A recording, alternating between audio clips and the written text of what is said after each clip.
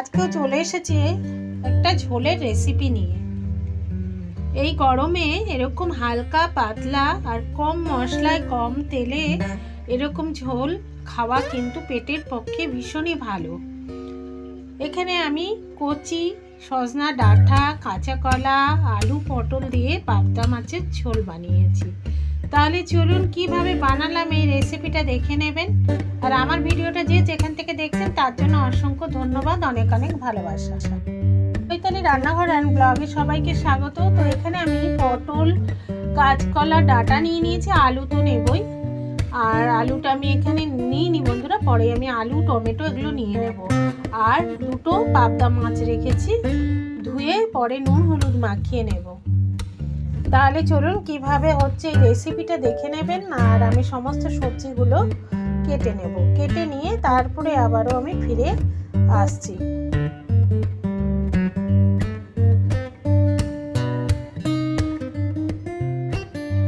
এখানে কাঁচকলা, আলু, পটল, ডাঁটা কেটে নিয়েছি আর দুটো কাঁচা লঙ্কা নিয়ে নিয়েছি গোটা।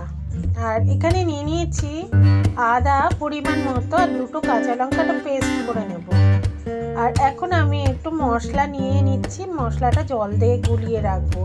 তো 1 চামচ পরিমাণ হলুদ গুঁড়ো আর 1 চামচ পরিমাণ দিয়ে দিচ্ছি জিরের গুঁড়ো। তো একদম কম মশলা বন্ধুরা, আর তেলও কম দেব, মশলাও কম দেব। আর দিয়ে দেব হচ্ছে ধনের গুঁড়ো 1 চামচ মতো।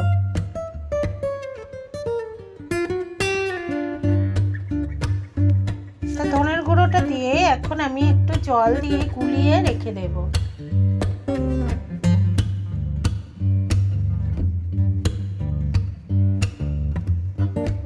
এখন আমি নেক্সট স্টেপে চলে যাচ্ছি। এখন একটা কড়া বসিয়ে পরিমাণ মতো এখানে তেল অ্যাড করে দিচ্ছি। তেল গরম হয়ে গেছে, এখন আমি পাবদা মাছ দুটো ছেড়ে দিচ্ছি। তো পাবদা মাছ ভীষণ ফাটে বন্ধুরা, ওই জন্য আমি একটা ঢাকা ব্যবহার করব। তো আপনারাও কিন্তু ঢাকা ব্যবহার করেই পাবদা মাছ ভাজবেন। ঢাকাটা তুলে এখন আমি মাছ দুটো উল্টে পাল্টে দিচ্ছি, দিয়ে আবারও আমি ঢাকা ব্যবহার করছি বন্ধুরা। এটা হচ্ছে সেভ করার জন্য, আর কিছুই না, যাতে তেলটা ফেটে গায়ে মুখে না পড়ে।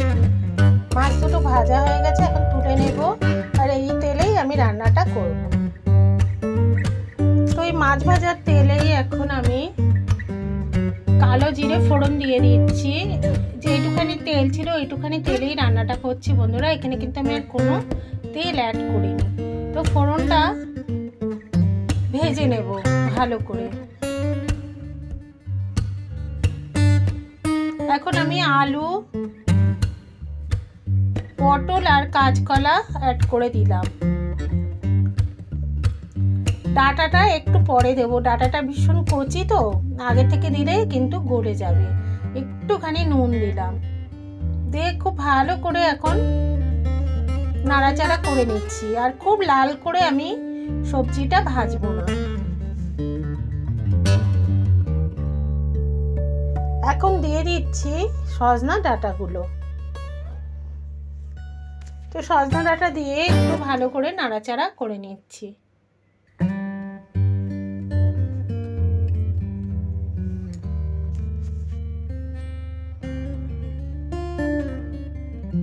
সমস্ত সবজি ভেজে নিয়েছি, তো খুব লাল করে ভাজিনি বন্ধুরা। এখন আদা আর কাঁচা লঙ্কার পেস্টটা দিয়ে দিচ্ছি। আর দিয়ে দেবো ধনের গুঁড়ো, জিরের গুঁড়ো, হলুদ গুঁড়ো, যেটা জল দিয়ে গুলে রেখেছিলাম সেটা দিয়ে দিচ্ছি।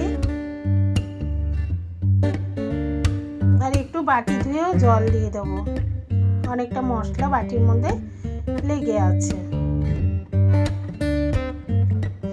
এখন মশলাটা খুব ভালো করে কষে নিতে হবে। খুব ভালো করে এখন আমি নাড়াচাড়া করে নিচ্ছি।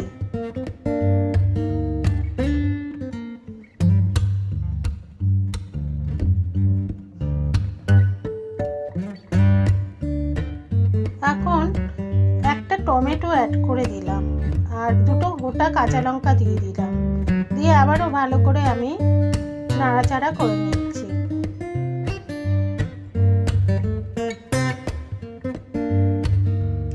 আমি পরিমাণ মতো নুন অ্যাড করে দিচ্ছি।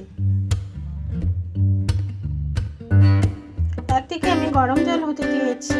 এখন মশলা দিয়ে খুব ভালো করে কষানো হয়ে গেছে। এখন আমি জলটা ঢেলে দিলাম, ঝোলের পরিমাণ এখানে জল দিয়ে দিলাম। তো ঝোল ফুটলেও কিন্তু আমি মাছটা এখন দেবো না, যেহেতু পাবদা মাছ খুবই নরম। তো আমি সবজিগুলো আগে সেদ্ধ করে নেব। এখন আঁচটা লো টু মিডিয়াম করে 10 মিনিটের জন্য একটা ঢাকা দিয়ে দিচ্ছি। 10 মিনিট পরে চলে এলাম। এখন আমি দেখে নেব নুনটা ঠিকঠাক আছে কিনা আর সবজিগুলো সেদ্ধ হয়েছে কিনা। তো আলু সেদ্ধ হয়ে গেছে, কাঁচকলাও দেখে নিচ্ছি সেদ্ধ হয়ে গেছে। আর এগুলো সেদ্ধ হওয়া মানেই পটলও সেদ্ধ হয়ে গেছে, ডাঁটাও সেদ্ধ হয়েছে। ডাঁটা তো একদম কচি বন্ধুরা। আর নুনও ঠিকঠাক আছে। এখন আমি মাছ দুটো দিয়ে দিচ্ছি, তাই না তখন থেকে যদি মাছটা দিয়ে ফোটাতাম না, মাছগুলো একদম হয়ে যেত, গলে যেত, একদম নরম মাছ। তো এখন আমি ধনে পাতা দিয়ে দিচ্ছি। ধনে পাতা দিয়ে একটু নাড়াচাড়া করে নেব, নিয়ে একটা আমি ঢাকা দিয়ে দিচ্ছি। আঁচটা লো টু মিডিয়াম করাই আছে। মিনিট খানিক একটু মাছ দিয়ে ফুটিয়ে নেবো, তাহলে একটু স্বাদটা ভালো হবে। মিনিট খানিক পরে চলে এলাম, আর মাছটা দিয়ে ভালো করে ফুটিয়ে নিলাম, এতে ঝোলের স্বাদটা বাড়বে। আর রান্নাটা কিন্তু অলমোস্ট হয়ে গেছে বন্ধুরা।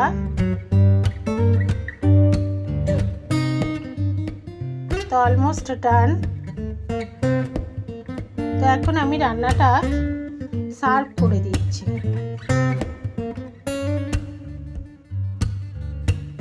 এখন আমি রান্নাটা সার্ভ করে দিচ্ছি। তো একবার এইভাবে রান্নাটা করে খেয়ে দেখুন বন্ধুরা, বাচ্চা থেকে বুড়ো সবার জন্য, আর পেটের পক্ষেও ভীষণ ভালো। কম তেলে কম মশলায় এই রান্নাটা। আর গরমকালে তো এটা একদম অনেক উপকার, কোনো রিচও না, কিচ্ছু না। কম মশলায় কম তেলে হালকা পাতলা কচি সজনা ডাঁটা, আলু, কাঁচকলা, পটল দিয়ে পাবদা মাছের ঝোল রেডি। আপনাদের যদি এই রেসিপিটা ভালো লেগে থাকে তাহলে লাইক, কমেন্ট, শেয়ার আর আমার সঙ্গে জুড়ে থাকুন। বেল আইকনটা প্রেস করে দিন, আমি যখনই রান্না দেবো নোটিফিকেশন পেয়ে যাবেন। ধন্যবাদ। আপনারা সবাই ভালো থাকুন, সুস্থ থাকুন। আরেকদিন চলে আসবো আরেকটি রেসিপি নিয়ে আপনাদের মাঝে। আজকের মতো বিদায়, নমস্কার।